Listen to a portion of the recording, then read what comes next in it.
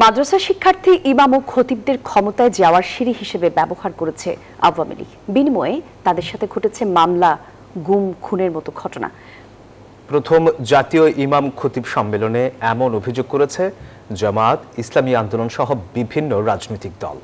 ইসলামপন্থীদের ব্যবহার করলেও তাদের বিগত 16 বছর সুবিধা বঞ্চিত করা হয়েছে বলে মন্তব্য করেছেন এনসিপির আহ্বায়ক নাহিদ ইসলাম। ঢাকায় প্রথমবারের মতন ইমাম খতিব সম্মেলন, যেখানে যোগ দেন দেশের বিভিন্ন প্রান্ত থেকে আসা মসজিদের ইমাম ও খতিবরা। উদ্দেশ্য 7 দফা, যার মধ্যে রয়েছে রাষ্ট্রীয় মর্যাদা, নিরাপত্তা, সম্মানজনক ভাতা ও অন্য ধর্মাবলম্বীদের যথাযথ মর্যাদা। রবিবার বিকেলে রাজধানীর আগারগাঁওয়ের এই অনুষ্ঠানে যোগ দেন জামায়াত ইসলামের আমির, এনসিপি আহ্বায়ক, ইসলামী আন্দোলন বাংলাদেশের প্রধান সহ বিভিন্ন জাতীয় নেতারা। একমাত্র স্মার্ট সিটি বসুন্ধরা, আধুনিকতায় এক ধাপ এগিয়ে।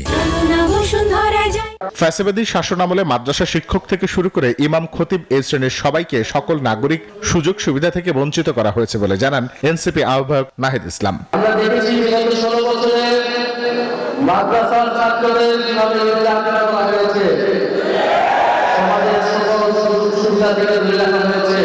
শুধু তাই নয়, বিগত 16 বছর ইসলামপন্থীদের ক্ষমতায় যাওয়ার সিঁড়ি হিসেবে ব্যবহার করা হয়েছে বলে জানান ইসলামী আন্দোলন বাংলাদেশের আমির মুফতি মোহাম্মদ রেজাউল করিম।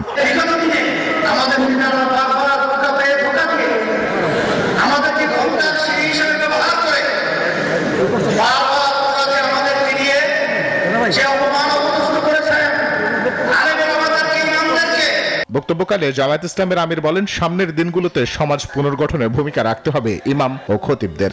আপনাদেরকে এই সমাজের দায়িত্ব নিতে হবে। আমাদের ইমাম যেদিন সমাজের ইমাম হবে, সেই দিন ইনশাআল্লাহ আমরা সত্যিকারের মুক্তি পাবো ইনশাআল্লাহ। ইমাম ও খতিবদের 7 দফা দাবির সাথে একমত পোষণ করেন বিভিন্ন রাজনৈতিক দলের নেতারা। পাশাপাশি তাদের সম্মানী রাষ্ট্র কোষাগার থেকেও করার দাবি জানান অনেকেই। ইমাম মুয়াজ্জিনদের বেতন বাংলাদেশের মতো একটা মুসলিম কান্ট্রিতে রাষ্ট্রীয় কোষাগার থেকে দেওয়া উচিত। জাতীয় নির্বাচনে সকলকে ঐক্যবদ্ধ হয়ে নিজের ভোটাধিকার প্রয়োগ করতে হবে বলেও জানান বক্তারা। বাংলাদেশে যাতে ফ্যাসিবাদী রাজনীতির কোনোদিন উৎপত্তি এবং উৎপাদ না হয়। রিশাদ হাসান, নিউজ 24, ঢাকা।